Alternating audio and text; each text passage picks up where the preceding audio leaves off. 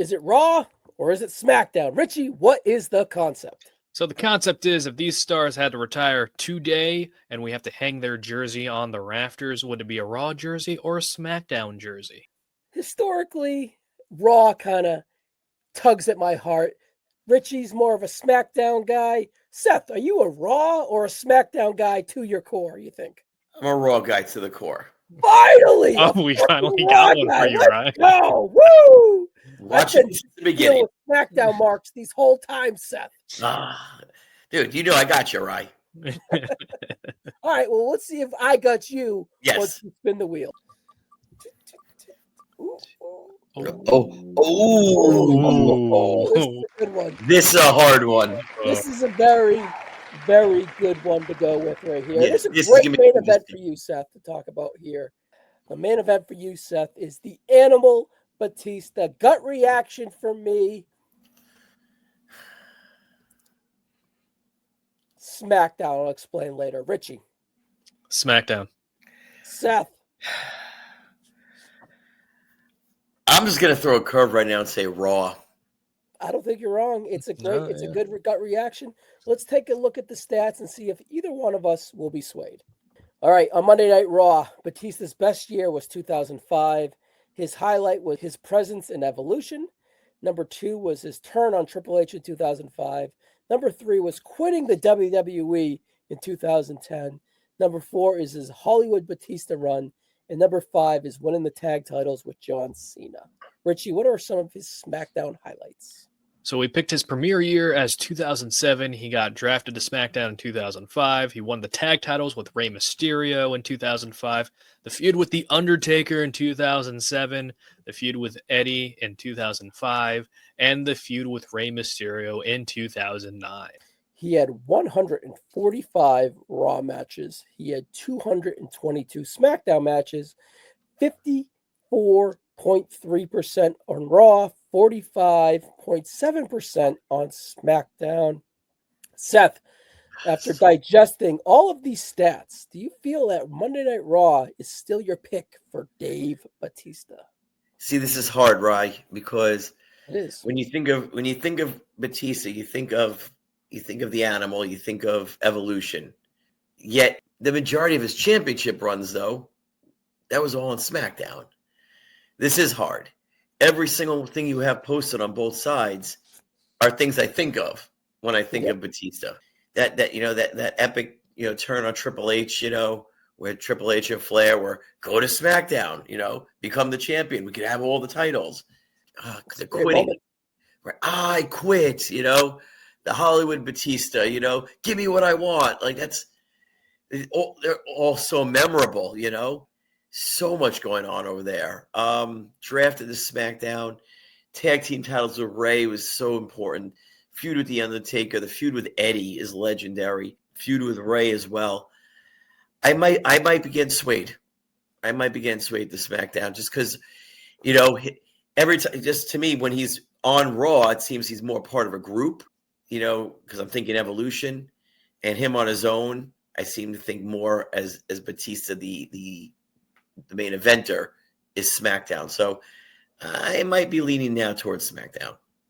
Yeah, he's an interesting case either way, right? So on Raw, it's like his establishment. It's I don't want to. It's like his coming of age, his prime years in a way, right? When it's like when he becomes that star, because it was supposed to be Randy Orton all 2003, 2004. It's 100% supposed to be Randy Orton, and then you got Batista, who's closer to age to Flair than Triple H in a way, honestly, right? I think he's a year or two older than Triple H, but he's like this rookie in this group, and he's their elder. It's like he's not supposed to be the guy, but his unique charisma and his star power and his framing in Evolution really propels him to be the guy when young Randy Orton just isn't ready. And then you go to SmackDown because I would talk about his age. They want to send John Cena to Raw, the A show, and have the B show, which is still extremely important. Let's kind of cash in some of that equity and star power that Batista has and give him a fresh face on SmackDown and see where he goes, see if he can carry that rebrand up to that A stature and whatnot. But then he kind of gets hurt right away. But 2007 and 2008, his feud with Edge and The Undertaker really solidified him when I closed my eyes as a SmackDown superstar.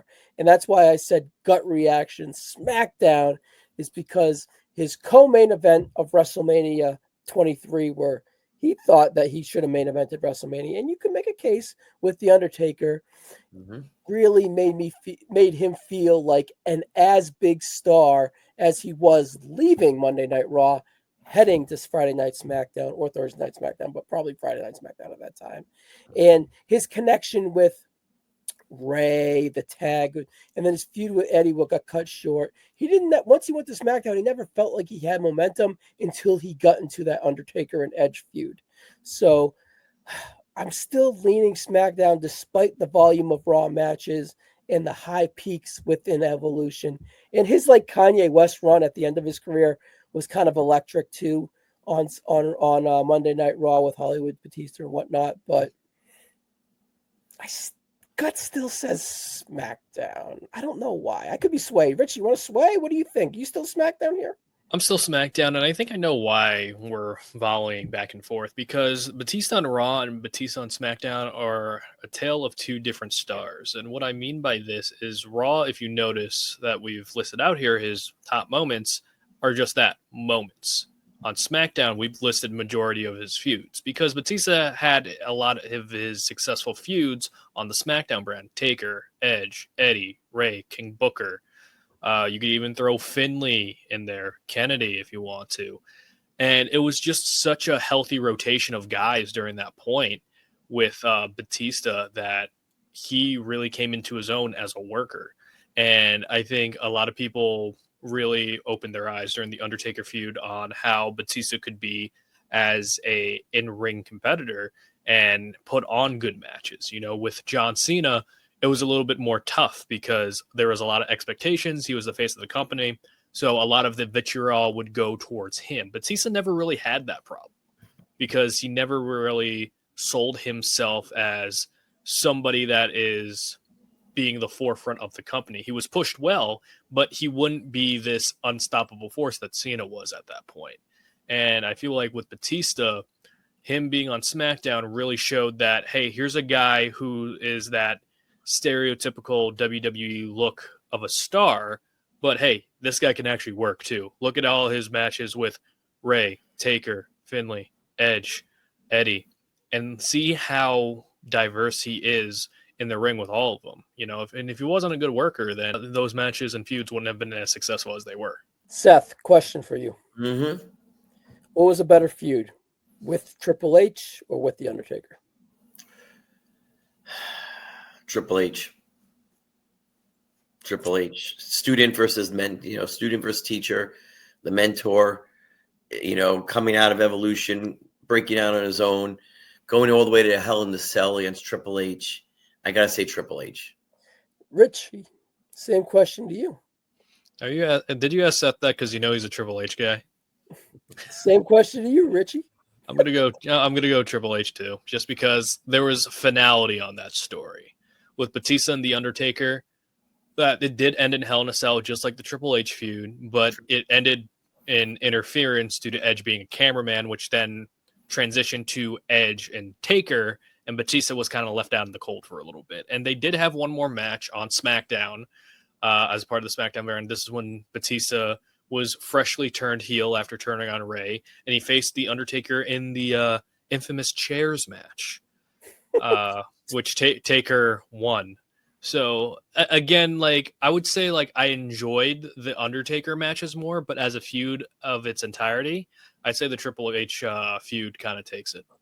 Now, both of you saying Triple H, should that carry any water for Raw? Are we overvaluing SmackDown and underrating Raw? That's the only reason I ask. Triple H is his career highlight. He would even say, he would go on to say in 2019, Triple H made him. I'm just talking out my feelings here, boys, within questions. I mean, that's the thing with Triple H. You have that one feud that kind of defined him on Raw, but all the other feuds he had on Raw after that doesn't really come close to either comparing to that one or the ones that we have on SmackDown. With SmackDown, there's such diversity of feuds that you had there. And with Raw, you had Triple H. I think the other one that he had was probably Randy and probably Cena. Yeah. Like those were the only ones. And I think with the Cena one, I think a lot of people were really feeling the PG-ness of the feud, with the duct tape and Hollywood Batista being a little bit cheesy and hokey towards the end, even though he was a very popular figure. I say an underrated run on Raw was the Evolution reunion against the Shield. Yes, I think. Yeah. I think that was probably that's what came close to the Triple H feud, in my opinion. But with Batista as his own individual, he was like a premier guy in SmackDown. So I think that's like what gives him the edge here because, like you said, Ryan, it's like he was more involved as a group on Raw, with Evolution, because the storyline with Triple H was a part of Evolution. It was a part of that destruction of Evolution. And the next feud below that, in my opinion, that was great was the Authority Evolution versus the Shield. And again, a part of a group. And the biggest thing that people remember about Batista in that group is wearing a different colored trunks than his tag team partners. So again, with him as a performer, I think SmackDown is his destination because he had more time to shine as an individual compared to Raw. Yeah, he felt like he was a part of Evolution the whole time. Honestly, and another underrated part of his career that I want to kind of give him flowers for, and it is totally forgotten about because his WrestleMania match was so lackluster that year. Umaga was, but coming out of that, he was a part of the Ric Flair retirement, and then he kind of boiled himself into that Jericho HBK feud and had two really good matches with each individual on Monday Night Raw around this time too. So I kind of want to give him his flowers there and just give Raw a little bit spike. But he was a SmackDown guy though. Yeah, but it happened on Raw. There were some segments that happened on SmackDown. But do you feel like it's time to kind of go to a vote here, or do you guys want to talk out your feelings anymore? Seth, you're probably on the fence the most here. I am. And again, it goes back to just, where do I remember him the most? But I mean, do I want to say he was a bigger star on SmackDown? He was the headliner. He was the champion. He was the main eventer versus, like you said, on Raw, where he was with the main eventers in the group because it's all part of Evolution. I might be getting swayed. I'm not going to lie. I might be getting swayed to the blue brand on this one. Well, in fairness to the draft and the circumstances, he emerged as the guy, as being one of the guys in Evolution, and then he just took all that equity and flipped it right to SmackDown. Wasn't there also, with one of the drafts, he helped someone cash in on Edge, right? When he was leaving. He helped Punk, yeah. Punk, yeah. That was on Raw, too. I don't know if that would sway, but yeah, that was another Raw highlight. Yeah. We can talk about it in circles all we want, but I feel that my gut reaction is my gut reaction despite the numbers. I feel that if we're looking at a pie chart, it's about 45% Raw and 55% SmackDown, which favors SmackDown. And honestly, that's kind of where I'm going to vote, Richie. I think this one is an interesting case. And I wonder if we had a Batista fan, not that Seth isn't one, but I wonder if we had a Batista fan with a stronger feeling either way would kind of sway us, because all three of us are kind of on the fence a little bit here, right? It's one of those things where it's like, I think it really depends on when you were viewing the show and like the emotional attachment. Like I started watching wrestling in 2003. So I was like right in the mix where Batista was starting to break out on his own a little bit. So I associate him more with SmackDown. And just because like, I think his SmackDown run was, for a time period, even though he was injured, was legendary for like a kid just watching the television. You had all these feuds almost back to back to back. And when he went to Raw, it was almost kind of a letdown because he kind of got injured fairly quickly as well. Yeah. Mind you, Deacon Batista started on SmackDown. Oh, yeah. Yeah. What you got to do. Shout out to Devon. If you're listening and you want to do some YouTube work, come on. Oh, my brother. And it's one of those things where Batista, is just was the embodiment and carried the brand of SmackDown on his back. But when he was on Raw, he never really got that same trust, for lack of a better term. It was always him and Cena on the same brand, and people seem to favor Cena a bit more compared to Batista. Yeah. So that's 2-0 SmackDown, Seth. What do you get? This is your last vote here. You started me. as a Raw guy. You swayed me. I'm going to go SmackDown on this one. You know, like you guys all said, he was a main eventer on SmackDown. He broke out as a star on SmackDown as a lead guy.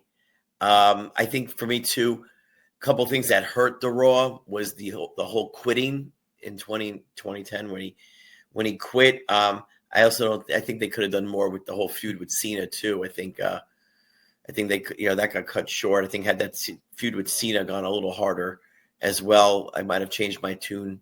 He actually quit twice on Raw too. Yeah, I'm gonna go to SmackDown.